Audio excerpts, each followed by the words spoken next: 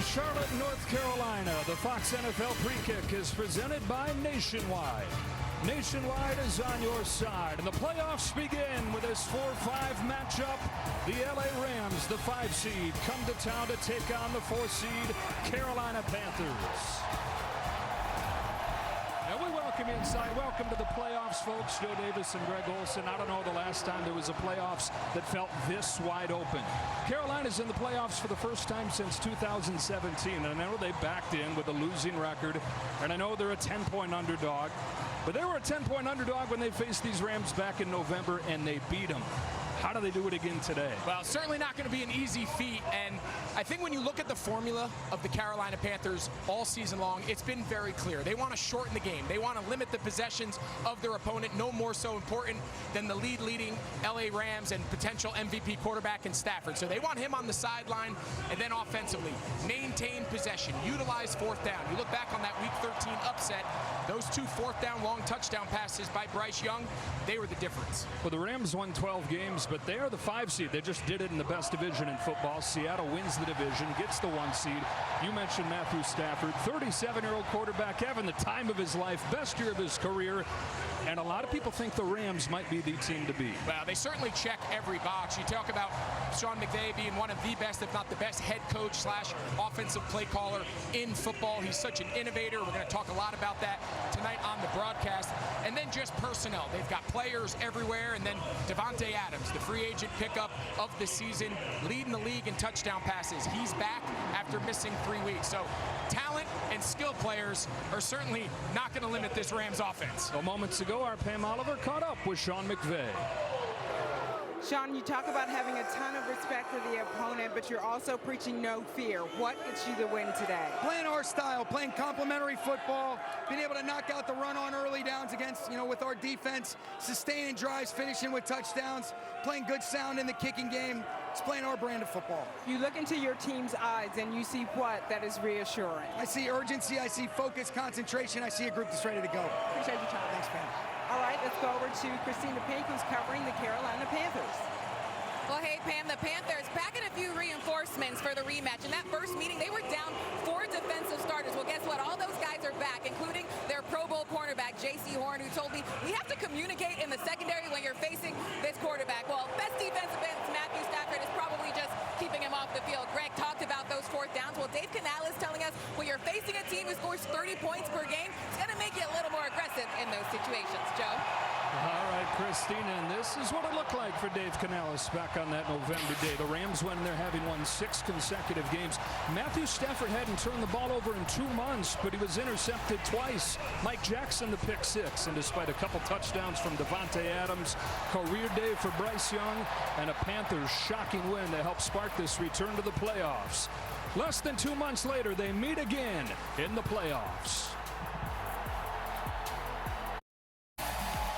Players to watch today are brought to you by Nationwide. Could have the Offensive Player of the Year in Puka Nacua. Could have the Offensive Rookie of the Year in Tedero McMillan. Couple of top-flight wideouts facing off here in the playoffs.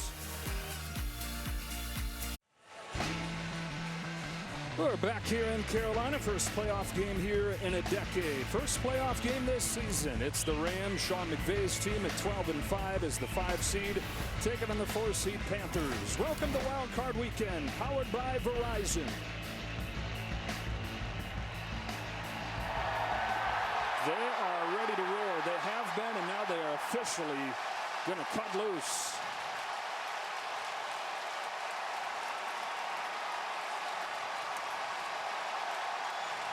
Rams won the toss, deferred to the second half. Bryce Young's going to be out there right away. And that roar, the crowd you hear, is the return of the last quarterback to take him to the playoffs, Cam Newton. Yeah, just living here in Charlotte. This is a moment that's been a long time coming. Cam hasn't been back for years, and a lot of conversations about his relationship with the organization, his relationship with ownership, but I think a moment like this puts an end to all of that. Dang, he might break that drum. All right, so we got Cam Newton here. We got Mike Pereira here. You know it's a big game. You know it's playoff time. We got Mike with us. Hello, Mike. Good to be here. You know, the officiating's just the same, right? Same number of guys on the field, but there are more of them. There are 5 alternates. 2 of them will have direct communication with these coaches. 2 of them will rotate the kicking balls back and forth. Make sure you don't screw that up. And if you see the guys in the white striped pants that go out, they're allowed to go out and break up skirmishes on the field. They have a pretty critical role. And I'm glad you're here that we can argue over penalties. I can't wait. It's like old times. I can't wait. I'm excited. Now, weather figured to be a factor today. There were chances of storms. Still a chance we'll get that, although it's dry at this point. Wind could play a factor, gusting up to 25 miles per hour. He's been back to his high school days in Southern California when he was the top recruit in the country. Goes from Mater Dei to Alabama, wins the Heisman. He's the first overall pick. And it's been up and down since coming into the NFL. Probably more low points than high points, although the game that he played against the Rams, Greg, week 13, the best of his career. Yeah, they're going to need him to play well in those critical moments. This is not going to be a high-volume passing attack in Carolina, but critical 4th downs, 3rd downs. They're going to need Bryce Young to play the best game of his career today. They're going to hang in there with this Rams defense. Well, the goal for Matthew Stafford, if you talked to him back in August, is I just want to make it to week 1. And he wasn't just joking around. His back was bothering him so much that he hardly practiced during training camp. Not only does he get back for week 1, 277 yards a game, 46 touchdowns. He just might win his first MVP. Way ahead. Yeah, gets 5 or 6 yards out of it. And you were talking about Nakua. Yeah, he's got 129 catches, but he does so many other things well. By some measures, this is graded out as the single best season by a wide receiver on record. Yeah, and again, I think he's the best offensive football player if you take the quarterbacks out in the league. And these highlights we're showing, that was just from last week. I mean, we could have made a 35-minute highlight tape if we went back a couple weeks earlier. He's just such a unique player, and he's got a highlight reel already, and we're not even halfway through the first quarter. Charlotte is the stock car racing capital of the world, and you got the NASCAR Hall of Fame right here in town. Not going to be too long. Great American race, returning with back-to-back champion William Byron, looking for a 3-peat. Doesn't get bigger than that. The 68th running of the Daytona 500, February 15th, only on Fox. And an 07 Daytona 500 winner, Kevin Harvick, who is now Fox analyst. Bryce Young, the first pick in 2023 and thrown right into the fire. He got sacked 1,000,000 times as a rookie. They went 2-14. Remember last year, he got benched. For 5 games, Andy Dalton was the quarterback, and there were questions if they had totally blown that first overall pick. Would we ever see Bryce Young again? But he comes back, he finishes strong. And while this year's been streaky, there have been more flashes of the guy they thought they were getting. And he's really improved in a lot of areas, and I still think he can continue to attack downfield in the passing game. Not a real high volume attempts down there, but he doesn't take sacks at as high a rate as he did early in his career. He's better on extended plays. We saw that in that week 13 game. So certainly a lot of improvement, by no means a finished product.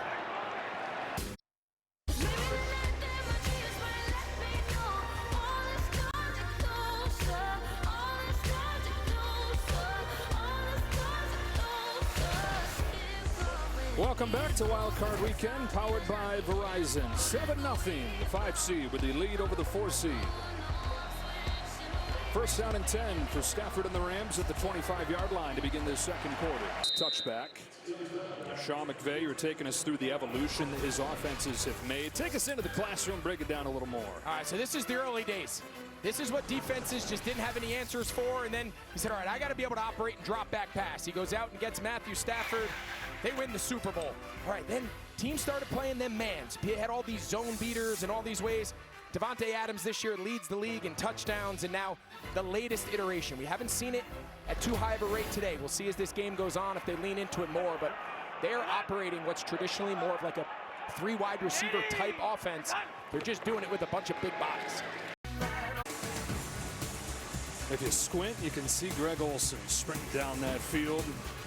First playoff game here in a decade since you had a game-high 113 yards in the NFC Championship game against Arizona. As Ethan Evans sends it away. A line drive kick taken by Etienne. Trevor Etienne gets planted shy of the 25-yard line, and this Rams defense making life miserable on Bryce Young so far. Yeah, the 18 total dropbacks today.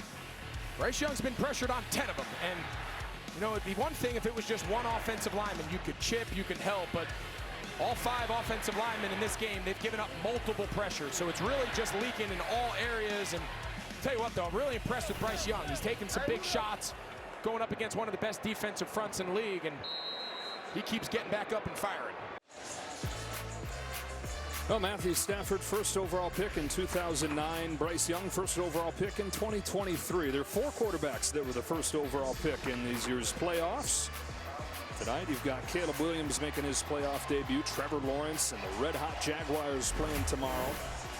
Stafford 37, Young 24. It's the second biggest age difference between quarterbacks in playoff history. 25-year-old Andrew Luck beat 38-year-old Peyton Manning exactly 10 years ago today. It's a pleasure to be with you to start this NFL playoff run. I know that this is as excited as I've been about the playoffs in a long time, just because you have no idea who it's going to be. Yeah, I could sit here right now and make a really favorable argument for pretty much every team in the playoffs, especially in the NFC. You know, I think between the Rams and Seattle, but then you start talking about San Francisco and Philadelphia, teams that have been there, championship pedigree.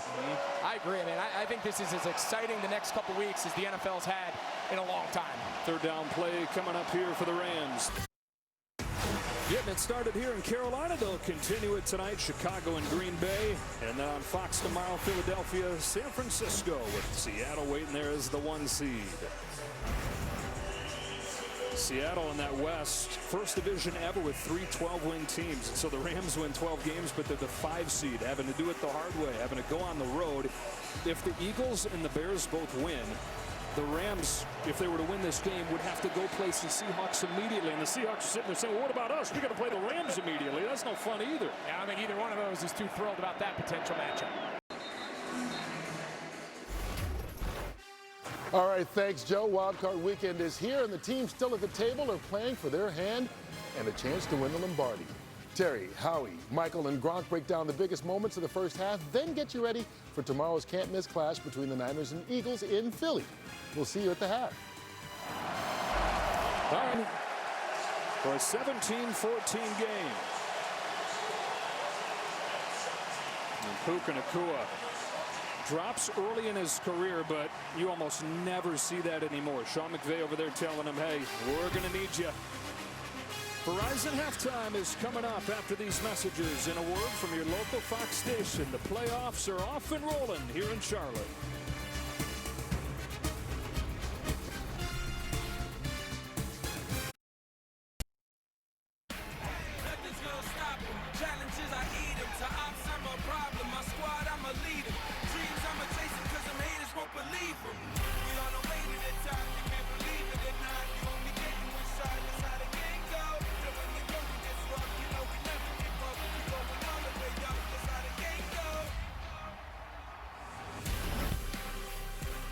As today's game flow presented by Progressive as we welcome it back here to Charlotte.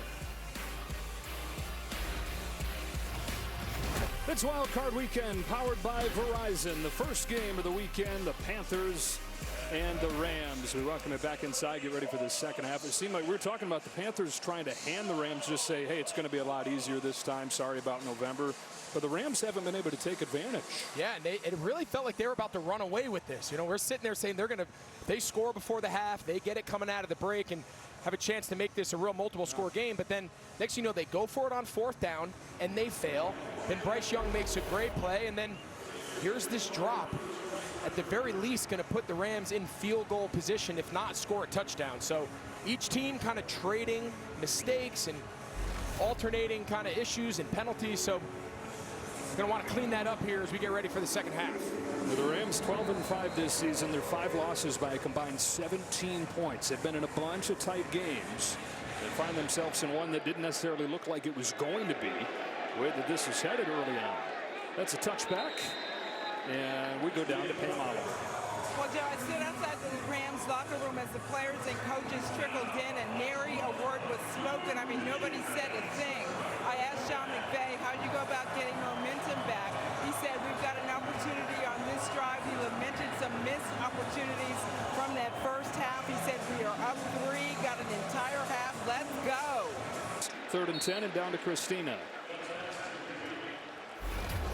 All right, right, thanks so much, Coach. Your offense starting to get into a rhythm at the end of the half. How do you build on that here in the second? Yeah, really proud of the way the guys have battled. Of course, the turnovers made it a little more difficult. They stopped us on a 4th down. They're doing an excellent job on the other side, but we got to get ahead of the sticks. So we're looking at 3rd and manageables and get some more earned first downs. Defensively, what do you want to see from that unit in the second half to pressure Stafford into some mistakes? Just a couple of communication errors where we let some big plays out, but for the most part, we're matching it up tight. We're challenging the run. We're starting to settle in on that part. I just want to see our guys. We got out some really difficult situations. Our defense did a great job there. Great. Thanks so much, Coach. Well, the plan for the Panthers today has been exactly what you had thought they might do.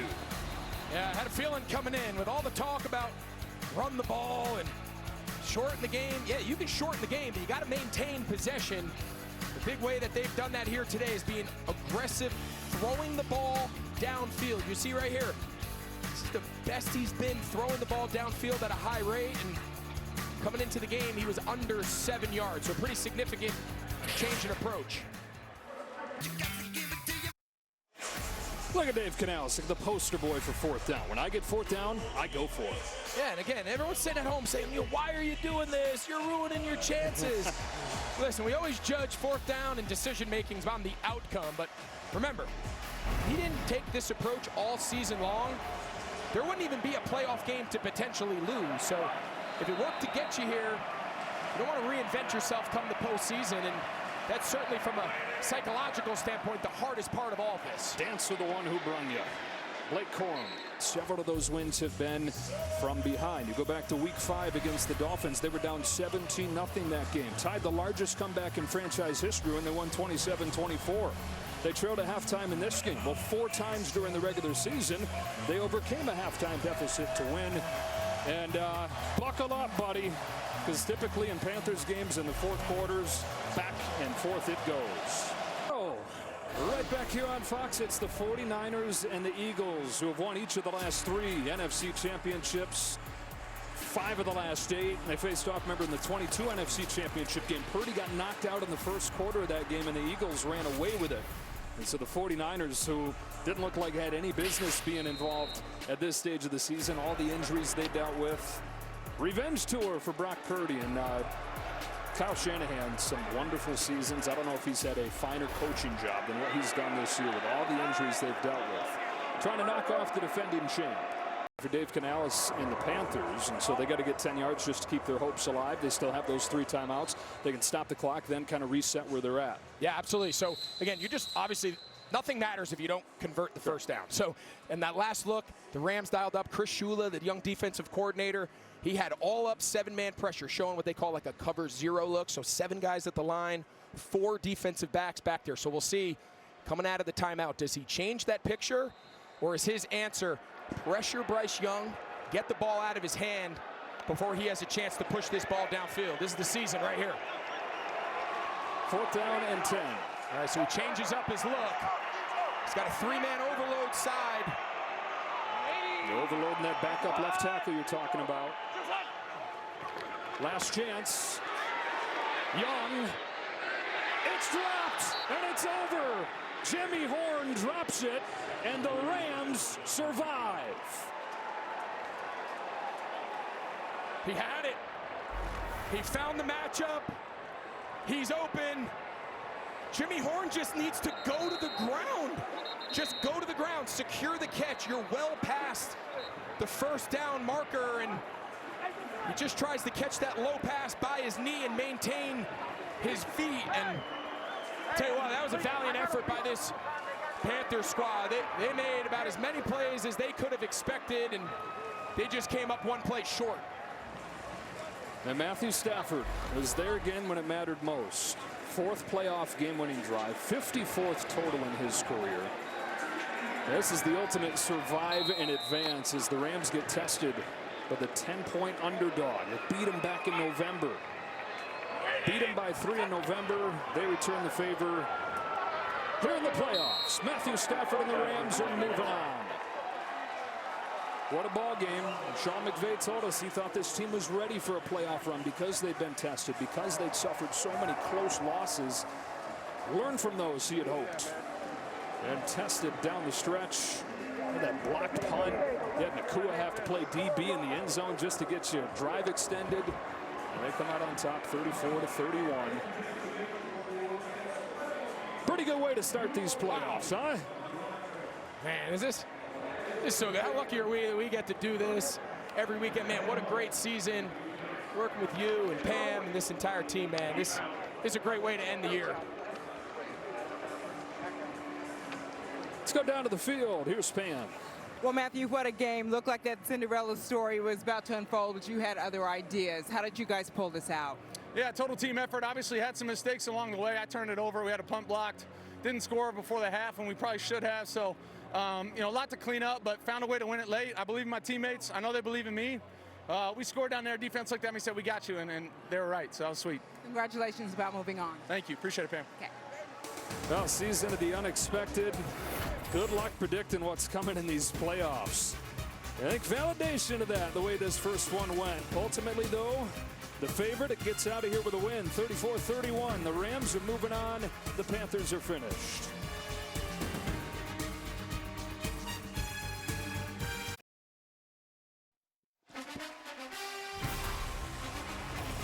Precision coverage brought to you by GMC.